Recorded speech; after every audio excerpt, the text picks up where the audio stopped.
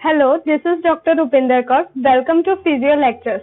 अब आज जो है शोल्डर जॉइंट बायोमैकेनिक्स में हम नेक्स्ट जो है ग्लिनोह्यूमरल जॉइंट के आजू बाजू जो भी लिगामेंट्स होते हैं तो ग्लिनोह्यूमरल लिगामेंट्स के बारे में पढ़ेंगे।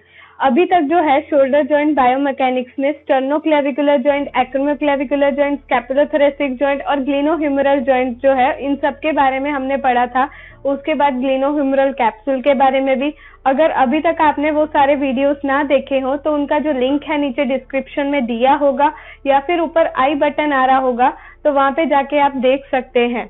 अब जो है आज के टॉपिक में हम पढ़ेंगे लिगामेंट्स के बारे में, ग्लिनोह्यूमरल लिगामेंट्स।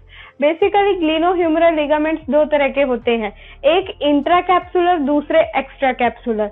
अब एक्स्ट्रा कैप्सुलर नाम से ही पता चलता है, मतलब कैप्सूल जो होगा ग्लिनोह्यूमरल कैप्सूल उसके साथ ये अटैच नहीं होंगे, बाहर से ही होंगे। जबकि ये जो इंट्रा कैप्सुलर है वो जो है ग्लिनोह्यूमरल का जो कैप्सूल होता है उसके साथ अटैच होते हैं। तो इंट्रा कैप्सुलर में 3 लिगामेंट है, superior glenohumeral, middle glenohumeral, inferior glenohumeral. जबकि एक्स्ट्रा कैप्सुलर लिगामेंट में एक ही है, कोरेकोह्यूमरल लिगामेंट। तो अब एक एक करके इनके बारे में पढ़ेंगे कि कहाँ पे ये अटैच है और इनका मेन फंक्शन क्या है। सबसे पहले सुपीरियर ग्लिनोह्यूमरल लिगामेंट। अब ये लिगामेंट्स के नाम से ही हम सजेस्ट कर सकते हैं कि ये ग्लिनोइड फोसा मतलब ग्लिनोइड और ह्यूमरस के साथ अटैच होंगे। सुपीरियर है तो ऊपर होगा, मिडल है तो मीडियल होगा और इंफीरियर है तो नीचे होगा। तो सबसे पहले यहाँ पे एक डायग्राम ड्रॉ कर देती हूँ मैं कि ये जो है ग्लिनोइड फोसा है और यहाँ पे जो है ह्यूमरस है, हेड ऑफ ह्यूमरस। अब होगा क्या कि सबसे पहले सुपीरियर ग्लिनोह्यूमरल लिगामेंट देख लेते हैं। Superior glenohumeral ligament passes from superior glenoid labrum to the upper neck of the humerus। यहाँ पे सुपीरियर ग्लिनोइड लैब्रम से लेके अपर नेक ऑफ ह्यूमरस पे ये अटैच होता है and it is deep to the extra capsular coracohumeral ligament, और ये कोरेकोह्यूमरल लिगामेंट के नीचे होता है। तो यहाँ पे ये जो सुपीरियर ग्लिनोइड लैब्रम है वहां से लेके जो है ये अपर नेक ऑफ ह्यूमरस पे अटैच होता है। अब इसका मेन काम क्या है, ये इस तरह से सुपीरियरली अटैच है तो इसका मेन काम है कि एंटीरियर और इंफीरियर जॉइंट स्टेबिलिटी में मेन काम करता है। ये तीनों जो लिगामेंट है सुपीरियर, मिडल और इंफीरियर ग्लिनोह्यूमरल लिगामेंट, हमने लास्ट वीडियो में भी देखा जो कैप्सूल है वो एंटीरियरली और इंफीरियरली वीक होता है और लूज होता है। तो ये जो तीनों लिगामेंट है वो एंटीरियर और इंफीरियर जो भी है जॉइंट स्टेबिलिटी प्रोवाइड करेंगे, एंटीरियर और इंफीरियर जॉइंट स्टेबिलिटी तीनों लिगामेंट, लेकिन अलग अलग रेंजेस पे। जैसे कि सबसे पहले ग्लिनोह्यूमरल लिगामेंट है वो 0 डिग्री एबडक्शन, मतलब आर्म इस तरह से रेस्टिंग कर रही होगी, तो उस टाइम पे क्या होगा कि सुपीरियर ग्लिनोह्यूमरल लिगामेंट जो है वो ह्यूमरस का एंटीरियर और इंफीरियर ट्रांसलेशन नहीं होने देगा। तो यही चीज यहाँ पे दी है, function contributes to anterior inferior joint stability by limiting the anterior and inferior translation of humeral head when arm is at side at 0 degree abduction। अब पढ़ते हैं मिडल ग्लिनोह्यूमरल लिगामेंट के बारे में। मिडल मतलब अब यहाँ पे ये मिडल जो है वो ये सुपीरियर के नीचे होगा और इंफीरियर के ऊपर होगा, इसीलिए इसका नाम है middle glenohumeral ligament. It run obliquely from the superior anterior labrum, superior भी है एंटीरियर लैब्रम, वहां से ये ऑब्लिकली इस तरह से रन करता है obliquely and to the anterior aspect of the proximal humerus, और प्रॉक्सिमल ह्यूमरस जो है उसके एंटीरियर एस्पेक्ट पे ये जॉइंट हो जाता है below the superior glenohumeral ligament, और सुपीरियर ग्लिनोह्यूमरल लिगामेंट के नीचे ये अटैच होता है। It is absent in 30% of individuals, 30% लोगों में ये जो है मिडल ग्लिनोह्यूमरल लिगामेंट वो एब्सेंट होता है, 20% लोगों में ये कॉर्ड लाइक होता है, तो बाकी बचे 50% सब्जेक्ट्स जिनमें नॉर्मल होगा। अब इसका ये जो फंक्शन है, मेन फंक्शन क्या है, it provides the anterior joint stability by limiting the humeral translation with arm at side. ये इस तरह से अटैच होता है, ऐसे तो होता नहीं, इस तरह से है। तो मेन इसका काम क्या है, एंटीरियर ट्रांसलेशन नहीं होने देगा, और वो भी जब आर्म जो है अप टू 60 डिग्री एबडक्शन होगा। जब 60 डिग्री, देखो अब यहाँ पे 0 डिग्री पे तो सुपीरियर ग्लिनो ह्यूमरल लिगामेंट था, अब जब 60 डिग्री तक आर्म जाएगी एबडक्शन में, उस टाइम पे ये जो है मिडल ग्लिनो ह्यूमरल लिगामेंट वो सबसे ज्यादा वर्क करेगा। क्योंकि होगा क्या कि जैसे आर्म अप जाएगी, ये सुपीरियर वाला तो लूज हो जाएगा, जो सुपीरियर होगा वो तो लूज हो जाएगा, और ये जो मिडल वाला है वो एकदम टाइट हो जाएगा, टॉट हो जाएगा। तो वो जो है एंटीरियर ट्रांसलेशन प्रिवेंट करेगा 60 डिग्री एबडक्शन पे। इसके बाद आएगा इंफीरियर ग्लिनो ह्यूमरल लिगामेंट। अब जो इंफीरियर ग्लिनो ह्यूमरल लिगामेंट होता है उसके 3 कंपोनेंट होते हैं, इसीलिए मिला के पूरा जो उसे है inferior glenohumeral ligament complex बोलते हैं। Inferior glenohumeral ligament complex के 3 कंपोनेंट होते हैं। एक एंटीरियर बैंड जो इस तरह से एंटीरियरली होता है, फिर उसके बाद जो है एक्सिलरी पाउच जो इस तरह से इंफीरियर साइड पे होती है, और इसी तरह से एक पोस्टीरियर बैंड होता है जो पीछे की साइड होता है। तो यहाँ पे जो ये जो रेड कलर का शो किया है वो एंटीरियर बैंड है, एक इंफीरियर यहाँ पे एक्सिलरी पाउच होती है, और तीसरा कंपोनेंट इसका पीछे की तरफ होता है जिसे पोस्टीरियर बैंड बोलते हैं, पोस्टीरियर लिगामेंट बैंड। तो ये 3 कंपोनेंट मिला के पूरा जो है inferior glenohumeral ligament complex बनता है। अब इसका काम क्या है, तो ये जो है मेजरली ये जो लिगामेंट है वो स्टेबलाइजेशन प्रोवाइड करता है।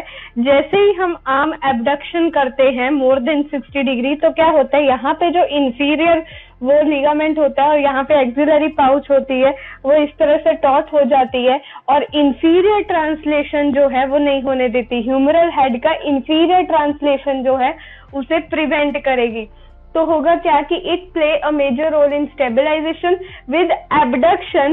एक्सिलरी मतलब एक्सिलरी पाउच वो जो है इंफीरियर कैप्सूल का part, in slack inferior glenohumeral ligament का पार्ट जो है axillary pouch, slack is taken up and resist the inferior humeral translation. इस तरह से वो इंफीरियर ह्यूमरल ट्रांसलेशन प्रिवेंट करेगी।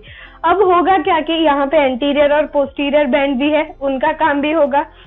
तो जब होगा क्या कि एबडक्शन के साथ जो है इस तरह से लेटरल रोटेशन करेंगे तो यहाँ पे हमें खुद ही एकदम टाइट फील होगा। तो लेटरल रोटेशन करेंगे तो यहाँ पे क्या होगा कि यहाँ पे जो एंटीरियर बैंड होता है वो एंटीरियर बैंड जो है एंटीरियर स्टेबिलिटी प्रोवाइड करेगा, वो ह्यूमरल हेड का एंटीरियर ट्रांसलेशन नहीं होने देगा। इसी तरह से जैसे ही हम मीडियल रोटेशन करेंगे तो पोस्टीरियर बैंड जो है वो स्टेबिलिटी प्रोवाइड करेगा और ह्यूमरल हेड ट्रांसलेशन नहीं होने देगा। तो ये 2 मेन काम है। If humeral lateral rotation is added, then anterior band of inferior glenohumeral ligament complex fan out to provide the anterior stability and resist the anterior humeral head translation, and if medial rotation is added, then the posterior band of the inferior glenohumeral ligament fans out to provide the stability and the resistance to the humeral head translation. तो एक बार तीनों ligament देख लेते हैं। पहले तो superior ग्लिनो humeral ligament वो anterior और इंफीरियर स्टेबिलिटी प्रोवाइड करता है। फिर उसके बाद मिडल जो है वो 60 डिग्री एबडक्शन तक जो है वो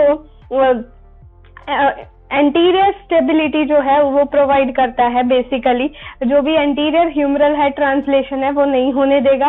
फिर उसके बाद जो है इंफीरियर ग्लिनोह्यूमरल लिगामेंट आ जाता है जिसका एंटीरियर पार्ट है, एक्सिलरी पाउच है, पोस्टीरियर पार्ट है, और जैसे ही एबडक्ट करते हैं तो क्या होता है कि ये जो इंफीरियर वाला एक्सिलरी पाउच वाला पार्ट जो है वो क्या होगा, एकदम टॉट हो जाएगा और इंफीरियर हेड ह्यूमरल हेड का इंफीरियर ट्रांसलेशन नहीं होने देगा। अगर एबडक्शन के साथ साथ लेटरल रोटेशन कर रहे हैं तो एंटीरियर बैंड जो है ह्यूमरल हेड का जो है एंटीरियर ट्रांसलेशन नहीं होने देगा, एंटीरियर स्टेबिलिटी प्रोवाइड करेगा। इसी तरह से अगर मीडियल रोटेशन करते हैं तो पोस्टीरियर हेड जो है वो स्टेबिलिटी प्रोवाइड करेगा। तो ये इसका फंक्शंस है। अब हमने एक देखा था कि एक एक्स्ट्रा कैप्सुलर लिगामेंट भी है, ये इंट्रा कैप्सुलर खत्म हुए। अब एक्स्ट्रा कैप्सुलर लिगामेंट जो है वो है कोरेकोह्यूमरल लिगामेंट। नाम से ही पता चल रहा है कोरोकोइड प्रोसेस जो होता है स्कैपुला का, वहां पे ये अटैच होता है और ह्यूमरस से अटैच होता है। तो ये लिगामेंट बेसिकली ओरिजिनेट करता है कोरोकोइड प्रोसेस। कोरोकोइड प्रोसेस जो स्कैपुला पे होता है वहां पे जो है ये ओरिजिनेट करता है। 2 बैंड होते हैं इसके।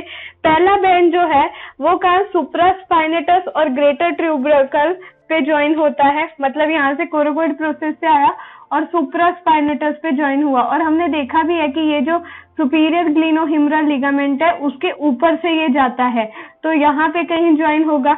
और जो सेकंड बैंड है वो सब स्कैपुलरिस और लेसर ट्यूबरकल पे जो है उसके साथ इंसर्ट होगा। तो फर्स्ट बैंड जो है, दोनों बैंड जो है वो कोरोकोइड प्रोसेस से ओरिजिनेट हुए। First band is inserted into the edge of supraspinatus and greater tubercle joining the superior glenohumeral ligament, while the second band is inserted into the subscapularis and the tubercle and the lesser tubercle। अब ये दोनों band जो है वो मिलके एक बीच में tunnel बनाते हैं और उस टनल में से जो है long head of bicep brachii जो है वो पास होता है। So these two bands form the tunnel through which the tendon of long head of bicep brachii passes।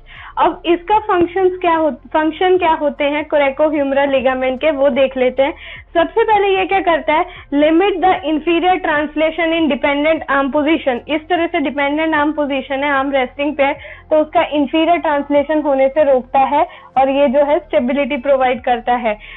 Inferior humeral head translation prevent करता है इन डिपेंडेंट आर्म पोजीशन। दूसरा function है assist in preventing the superior humeral head translation specially when dynamic stabiliser that is rotator cuff muscles are impaired.